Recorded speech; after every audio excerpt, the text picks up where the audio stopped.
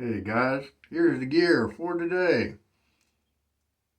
Stirling Mutton Tallow. Fell right out. PolSilver. Haven't used that blade in a while. They did get discontinued. For real this time, it seems. This is a Virginia Cheng Silvertip Badger, a quite small knot, like maybe 20 millimeter. And this is what we're testing today with the Slurry Lather method, as well as the soap. This is the Mutton Tallow soap, the Glastonbury scent from Stirling, and it probably 5 or 6 shaves worth of soap has been pressed into the bottom here, just to give me a good idea about the Slurry Lather method, because usually you're not going to use a slurry with a sample. Get that brush back in the water. It's a very floppy brush. I don't use it a lot, but that's the reason I'm using it today. It's because it's a small, floppy badger brush. It does seem to hold a lot of water. That seems to be the main trait that makes a brush good at this Slurry Lather method I've been playing with for a while now. The post-shave product is the wonderful smelling Full Measure of Mann from Barrister and Mann. We will use this Santa Fe bowl from the Dollar Tree just to kind of catch any overflow drippings, or to hold the brush in as it rests to keep suds from getting on the sink, that sort of thing. The razor is the Timeless 68 gap titanium smooth bar. I like the look of that. So let's go ahead and put that PolSilver in. About 10 uses it looks like on this blade. Another reason why I have a lot of videos where I'm using a blade many times is because sometimes when you find a blade that you really like, it gets discontinued, or you're only able to find a small quantity. So why not have good shaving technique and good lather technique so that you can use the blades you like and get more uses out of them. The lightness of this titanium is just terrific. I can see why people use it. You get the kind of the look of stainless steel, the sturdiness of stainless steel without all the weight. And of course the lifetime build quality, right? Get my face wet now. Just about a day's worth of growth, so it should be a nice easy shave, especially with such a young blade. Yesterday's shave was with my old Nasset that has a lot more shaves on it. Okay, so yeah, look at that. That holds a lot of water. So I'm gonna get rid of, I mean, that's a lot. Get rid of some of that, and let's just try 10, 20, 30, 40 swirls. We've got a froth going in there, but it's a light froth. 50. Let's just see if 50 swirls, because Stirling is a potent soap. You don't need to load a whole lot. Let's just see if this gets us what we want. Love this Old Spice shaving mug. And then, in true Slurry Lather method form, we just go right to the face with just the tips of the brush. And you can see that slurry is already forming. It was kind of forming in the mug on top of the soap. We don't have to go much more than this. And a light touch plush brush like this really feels great at this point. And that's it. That's all you have to do. Now the lamb tallow here from Stirling performs even better than the beef tallow usually. And so I know that the slickness is going to be there.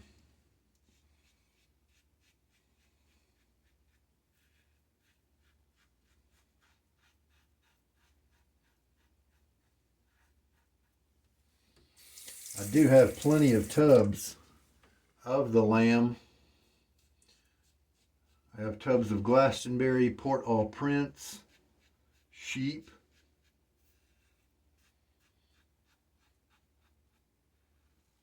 What was that? There was a third one that was, it didn't have sheep in the title, but it was the mutton tallow. Was it Texas on Fire? I don't think so.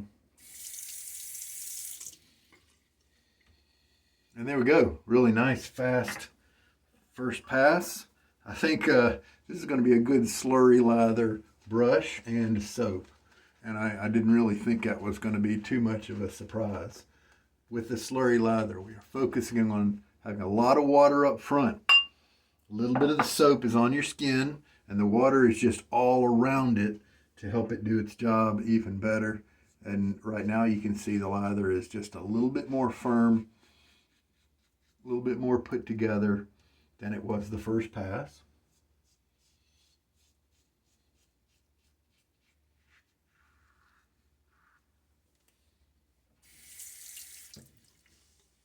Very, very slick. I was so confident that the mutton tallow soap was going to be great with the slurry lather method.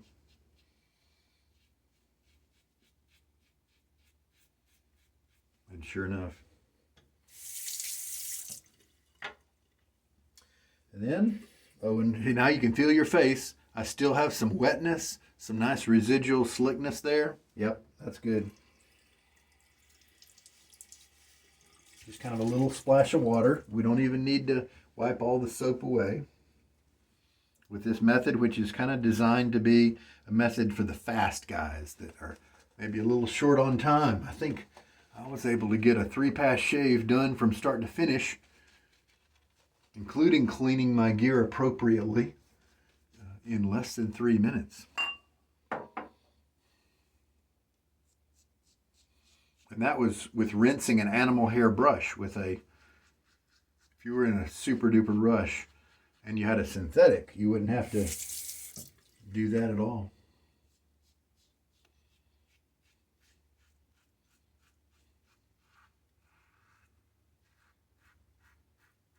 Yep. Great performance here. The PolSilver is a great blade for me and pretty much any razor. I think it's one of the few blades, like the Feather, that did not do well for me at first when my technique was young and not great. And there we go. Yeah, we're done. That's it. Rinse now. So that was 3 passes. Let's see what we have in the brush at the very end. Do we have a, leaving my face very wet, do we have a mature lather now? Let's just see what we have in there.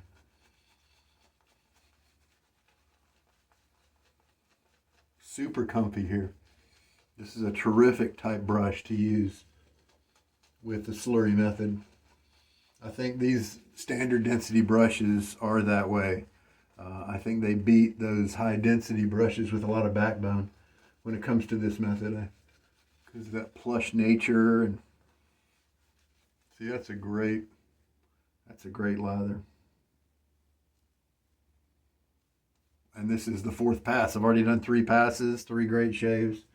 And yeah, now it's more in the line of a highly wet, highly slick, mature lather. Terrific. Here's a little tip with the slurry lather method. If you are at the end of your shave, just like I was, and lathering up that 4th time just for grins, if that would have turned into a luscious, thick, cushiony, dense lather, that's a sign that you loaded for too long, loaded too much. You have too much soap on your brush. Now, that's up to you as whether you like that or not, but you don't need to load for as long. As you can see, I got 3 very slick, super comfy protective passes out of what I was able to use. And so the fact that it might have had extra in there at the end is kind of a waste, in a sense. So it looks like that was exactly the right amount of time to load in the soap for this brush. I think it was maybe 50 swirls, something like that. And yes, time for now the post shave. It's just over so quickly. But wow, that little brush being so just plush. That was just a wonderful thing, wonderful experience. Really highlighted its softness and the fact that it was able to hold so much water. Just perfect for this method. Oh, and man, this balm sticks around. It's got such a great scent longevity. I will smell this on me for hours after I use this full measure of Mann balm. I'm glad that COVID came along, if only because it made Will have to create balms instead of only going with the aftershave splashes, because man, this is just terrific. All right, I'm just going to do a little bit of equipment care here, and then we'll close it on out. This guy being so floppy, as floppy as he is, with such little backbone, I could sink him deeper into the brush, but in this case, he's flat up against the bottom, and so I'd have to drill it even further. And maybe it might be worth doing that. But honestly, if I just remember that this is great with the slurry method, I may not feel the need. And I love this long handle, love this vintage feel, and so it kind of feels appropriate. So there we go. That's what the brush looks like after a good drying off on the towel and all that. And now we will give the blade a raise up so that we can shoot some water in there.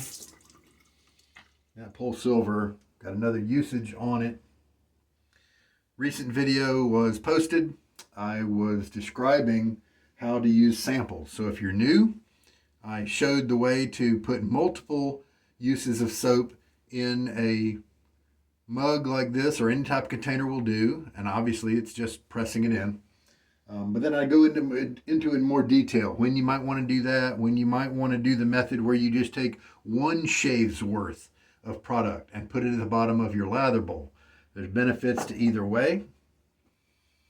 So that's a little reference video that's out there that'll probably come out. It might come out before this one actually airs, but we'll just see. And that soap, the Glastonbury, with its patchouliness, is kind of a very natural nature, kind of scent. And, with woods and herbs and things like that. And so it was very conducive, very much of a match with the full measure of Mann, with its woodiness and tobacco and that sort of thing. So yeah, great match with those two items. Thank you so much for watching. This is Sugar Daddy Shaves. Good shave today with the Timeless. It just works so well. And the PolSilver. And then I've already gushed enough about that brush and the soap. And this is a very inexpensive Silvertip. You can tell it's a 3-band because of this thicker white band right here. With the 2-band brushes, the black starts up here and goes almost all the way to the handle, whereas this is a 3-band because this white band is a lot thicker. And so this happens to be a Silvertip. It's a very inexpensive Silvertip from Virginia Cheng on eBay. And they've been around for a while. It's so new that it's still shedding a little bit. No big deal there. And an inexpensive, plush, comfy Badger brush for those of you who might be money-minded and not be able to afford some big expensive 2-band that are so popular right now. Take care. This is Sugar Daddy Shaves. Good night.